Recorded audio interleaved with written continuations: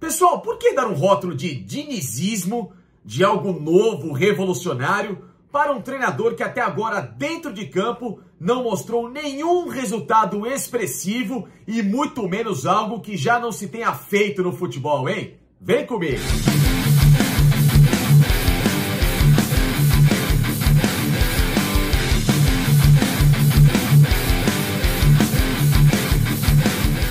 Pessoal, e antes da gente falar do Fernando Diniz, obviamente, passe lá no site da KTO, porque tem decisão de Copa do Brasil rolando, não só esse primeiro jogo, mas principalmente a grande decisão na próxima semana entre Corinthians e Flamengo, com odds, pegando fogo. Tem muita coisa diferente para você participar em relação a este jogo importante. Tem Campeonato Brasileiro em reta final neste final de semana, com clássico Palmeiras e São Paulo no Allianz Parque, que pode encaminhar muita coisa na competição e você não vai ficar fora dessa se é bom de palpite, hein? Use meu cupom FACINCANO e se for a sua primeira aposta, até R$100 tem 20% de cashback de volta. Ou seja, apostou 100, volta 20 para você continuar apostando no site e, evidentemente, ter muito mais chances de se consagrar, hein? Uma graninha extra nesse final de ano cai bem pra caramba. Então passe lá no site da KTO que eu tenho certeza que você vai conseguir fazer a sua fezinha. Pessoal, antes que se pense que isso aqui é aquele vídeo oportunista para pegar o momento do Fluminense com 3 derrotas consecutivas, dar pancada no Fernando Diniz, como aquela história, como é que a bicicleta foi parar em cima da árvore, em algum momento ela vai cair, e aí a gente vai justificar que aquilo era um ponto fora da curva, o chamado cavalo paraguaio, muito pelo contrário.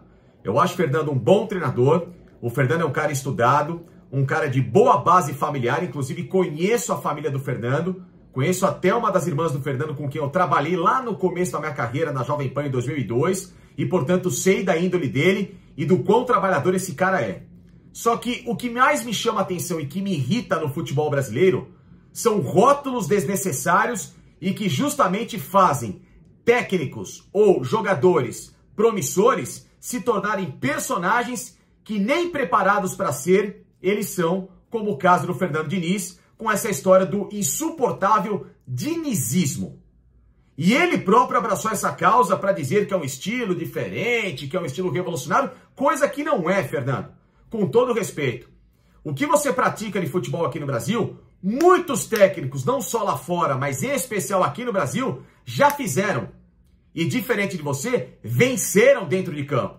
Conquistaram títulos, taças, que obviamente fizeram esses caras andar e subir patamares que você ainda não conseguiu justamente por causa disso.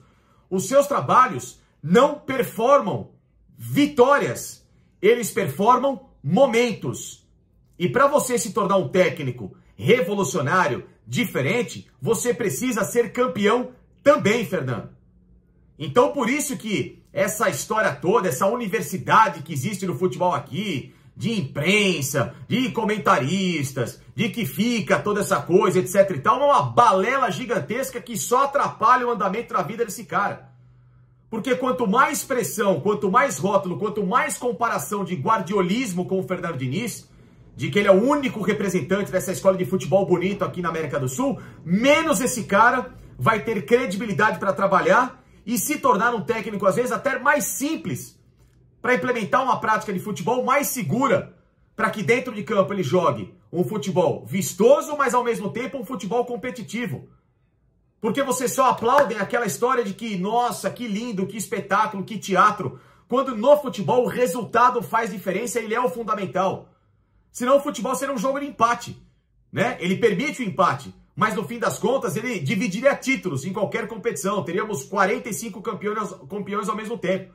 Né? Se é só por futebol bonito, por desempenho. Não, futebol é o resultado. O gol é o objetivo final. E estar à frente do seu adversário é o objetivo final. E muitas vezes os times do Diniz não atingem esse objetivo. Porque eles ficam muito mais presos a uma situação teatral do que uma situação prática. E inclusive, neste Campeonato Brasileiro, o próprio Fluminense não faz uma campanha revolucionária. Uma campanha acima das expectativas. Ele faz uma campanha condizente com o que aquilo ele investiu na temporada, sabiam?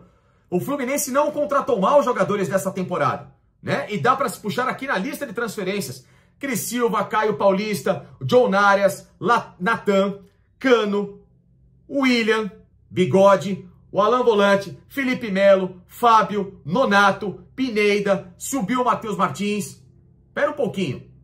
Não é um time para pelo menos brigar para ser a chamada quarta força aqui no Brasil?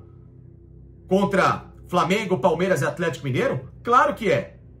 Assim como o Corinthians, assim como o São Paulo deveria ter sido, não conseguiu. O próprio Internacional que está entrando nesse eixo e hoje se tornou, entre aspas, essa chamada quarta força brigando, até uma terceira, segunda força, vai depender muito, né, daquilo que você enxerga como potencial definidor desse tipo de rótulo, né, mas o Internacional que faz uma campanha belíssima no Brasileiro.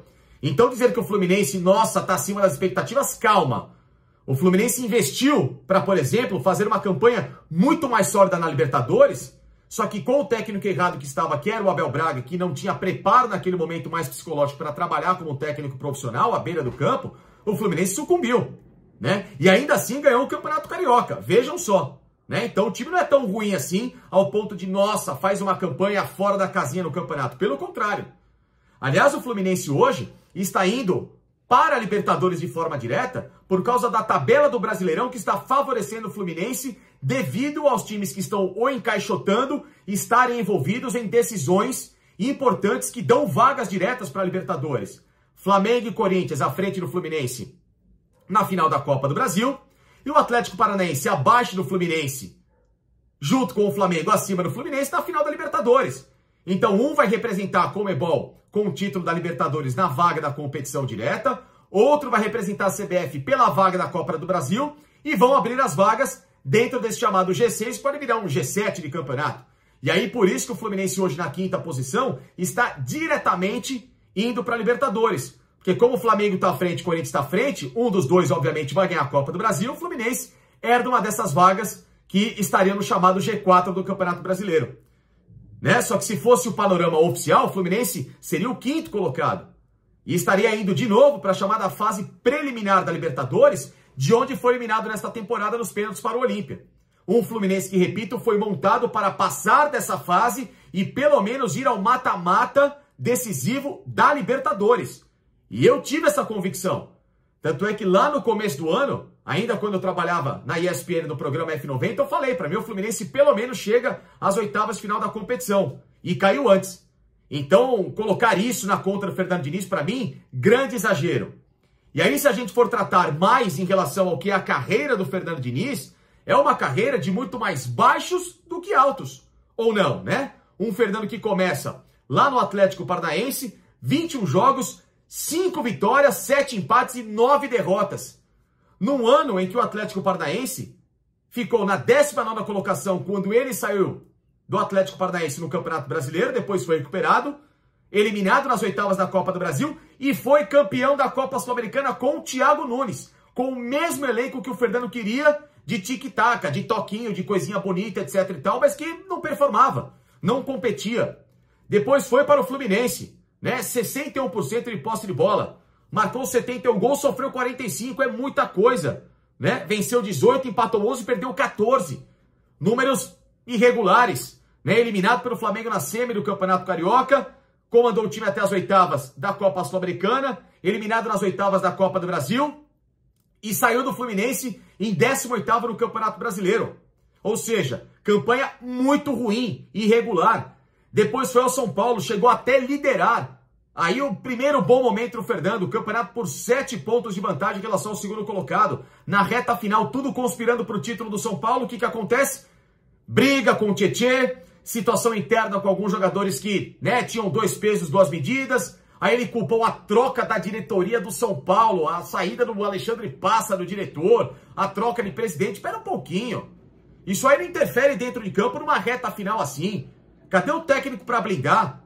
Né? Ele que tinha toda a confiança do tal do Daniel Alves, que era o líder de elenco do São Paulo, etc. Não era líder nada.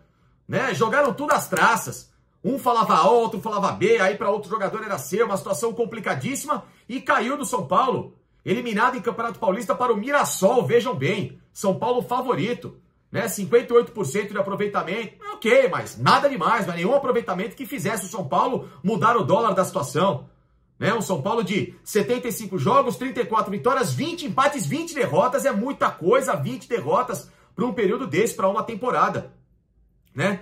Um São Paulo que, eliminado na fase de grupos da Libertadores, eliminado nas quartas de final do Paulistão, como eu disse, pro Mirassol, caiu na segunda fase preliminar da Sul-Americana, né? O time ficou em quarto no Campeonato Brasileiro, quando, repito, liderou o campeonato com 7 pontos de vantagem, ou seja, uma campanha, olha, que foi muito desesperadora no final. Claro que foi decepcionante, no mínimo decepcionante, para não falar que foi trágica, para que o São Paulo aspirava em termos de título. Foi pro Santos, pior ainda, saldo zero, 29 gols marcados, 29 gols sofridos, né? 10 vitórias, 7 empates e 10 derrotas. Arrebentou com o Santos, ficou em 15º lugar do Campeonato Brasileiro quando ele deixou, né? Caiu nas quartas da Sula, nas quartas de final da Copa do Brasil. Foi pro Vasco, não subiu o Vasco, deixou o Vasco na 9ª colocação da Série B. E olha que o time do Vasco não era tão ruim a esse ponto, ele ficar em 9º na Série B. Pelo menos para tentar brigar em 4º lugar para a última vaga e voltar à primeira divisão. Campanha desastrosa no Vasco da Gama, 12 jogos, 4 vitórias, 3 empates e 5 derrotas, mas perdeu do que ganhou, né? E aí agora ele volta ao Fluminense nessa condição de estar no G5, G4 do Campeonato Brasileiro, flertou uma hora ou outra ali com o título, mas muito longe. E hoje definitivamente não briga mais por título brasileiro, apenas para permanecer nessa zona de qualificação de Libertadores. Então, diante de todos esses números, desse estilo, tratar dinizismo como algo revolucionário, calma. O Vojvoda no Fortaleza faz um trabalho tão competente e joga tão bonito como ele. Então, por que não existe um voivodismo, né? O Roger Machado é um técnico que tem esses conceitos de futebol bonito. Inclusive, até ganhou o campeonato estadual, coisa que nem isso Fernando Diniz conquistou, né? Maurício Barbieri, no próprio Bragantino, faz um trabalho de jogar bonito, com resultados muito parecidos e com um projeto, né, que é tão sustentável como me parece esse hoje do Fluminense. Então, tratar o Fernando como a última bolacha do pacote, calma, né? Tem técnicos que jogam diferente que ganham. E são muito mais técnicos competitivos. Não vou nem colocar o Abel Ferreira na prateleira. Vou falar do Mano Menezes, vou falar do Dorival, né? Técnicos que são vencedores, campeões. O próprio Filipão, né? No Atlético Paranaense, estilos diferentes, mas estilos mais sólidos, que dão mais segurança. E aí, se você pega, inclusive, até os números do Fluminense no Campeonato Brasileiro, né? O Fluminense marcou 48 gols, os mesmos números do Internacional, que é o vice-líder, né? Menos que o Flamengo, que marcou 50, e um pouco mais que o Corinthians, que marcou 38, menos que o Palmeiras, que é o melhor ataque, com 53, mas o Fluminense levou 38 gols, 9 a menos que o Flamengo, que sofreu 29. O Fluminense tem 38 contra 30 gols sofridos do Corinthians, ou seja, levou 8 a mais, levou 10 a mais que o Internacional, e em relação ao Palmeiras, então, nem se fala que sofreu apenas 21. Ou seja, existe desequilíbrio no time dele. É uma equipe que ataca muito bem, mas que se defende muito mal. O Fluminense é um time espaçado, o Fluminense é um time que, com todo o respeito ao Fernando Diniz, precisa de melhoras significativas, e a carreira dele precisa de melhora.